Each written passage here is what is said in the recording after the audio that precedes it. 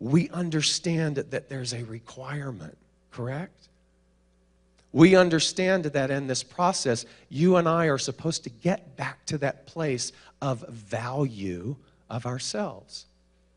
We know that we get to begin to discard all of the things, all of the stories, all of the separation from Spirit, from God that no longer serves us. We know that there's a requirement that we begin to associate ourselves with people of like mind who are going to support that. We know that there's a requirement that we begin to come to unity of Clearwater to create spiritual family that supports us in that process of moving up into that line. We understand that there's a requirement that we tithe and that we give back and that we exemplify that idea of prosperity consciousness because we know that we can't outgive God. We know that there's a requirement that instead of focusing on what is wrong, that we deliberately create this spiritual practice of celebrating those things in our lives that are working. We know that there's a requirement for this line. Now imagine if we sort of just dismissed all of that. We're still in this spiritual growth line, but hey, we show up to Unity of Clearwater because they got really good snacks in the cafe. And that's it. And then imagine that we get up to the front, when they're going to disperse that spiritual growth. And we get up there and we go, okay. And they go, well, did you love yourself? No. Are you loving your neighbor? No, I'm just here for the cookies. Did you honor and focus and understand the law of attraction and know that what you focus on, you get more of? Did you get that? No. And then imagine getting upset when they say, well, I'm sorry, you're going to have to go back and you're going to have to walk that path again more consciously. And yet, how many of us do that? We get upset when we don't experience those demonstrations or the results that we think. Because really what's going on is that we haven't surrendered that pain. We haven't surrendered that idea that we're the exception to the rule. I don't want to be the exception to the rule.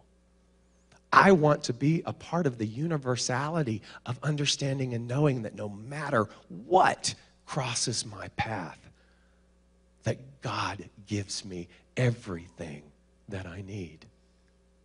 Everything. Think about that. You see, we sang it.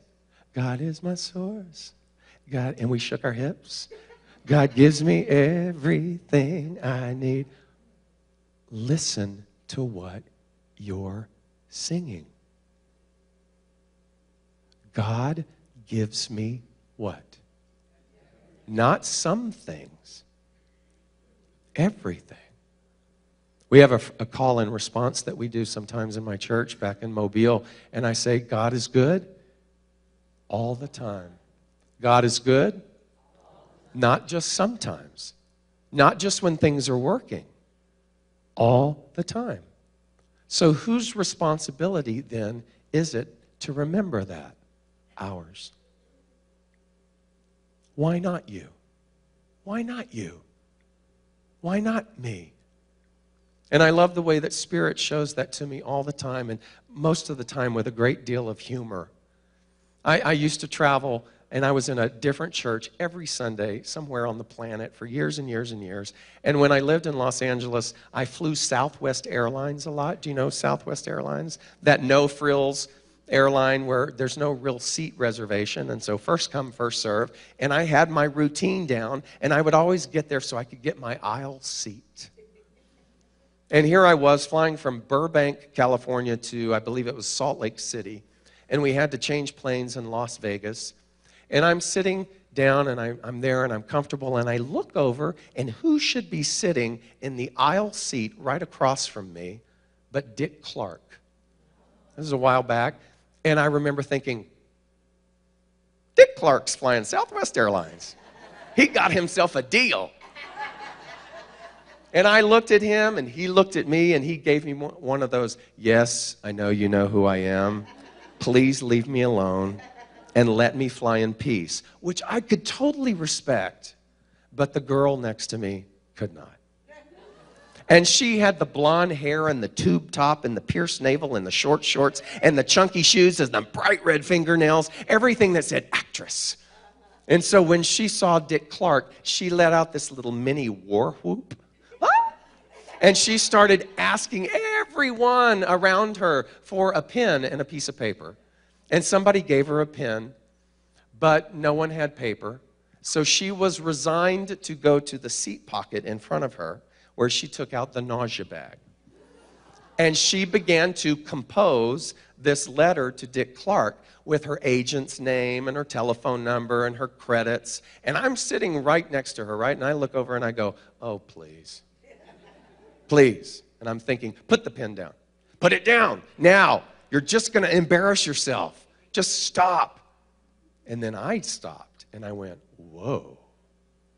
What unhealed aspect of my acting career do I need to look at? And in that precise moment, she leaned over to me and she said, how do you spell incur? And I remember thinking, girl, you need help. And so I got out my nausea bag, and together we co-created the most magnificent letter to Dick Clark of why he should hire her, or of her talents. And she was so excited, and she said, should I give it to him now? And I said, no, wait till we change planes in Vegas so he doesn't feel like a trapped animal. And she was just so excited, and she was just sitting there fidgeting. And finally, we landed in Vegas, and sure enough, he and his wife get off, and they walk down the jetway, and she goes, now, and I go, now. And so she runs over to him in her big, chunky shoes, and she presents the nausea bag to Dick Clark. And I'm over here watching. I'm observing.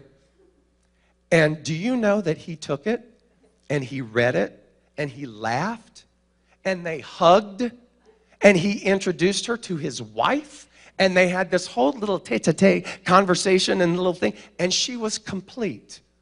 And off she went to her next adventure. And I got so caught up in watching that I ran over to him, and I said, I proofread that. He didn't hug me. But the point is, don't stand in the way of someone else's why not me. Think about it.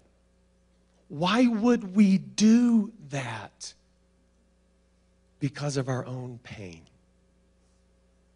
Because of our own holding on to our limitations. And so all of a sudden we want to project that onto somebody else. No matter what. Why not you? And that transformation, that thing that hungers inside of you in the very belly of your being, is there every single day to align with you and to remind you to go, no matter what, I am that thing that has my name all over it. So that as you do that, as you honor that within you, as you know, as Ralph Waldo Emerson said, the universe conspires to come and support you in that. And there's a beautiful poem that starts out that says, the whole of creation is standing on tiptoe. Why? Waiting for that moment for you to have that recognition of the magnificence and the immense possibility of your why not me presence here on earth and to shine. Namaste. Thank you so much. God bless.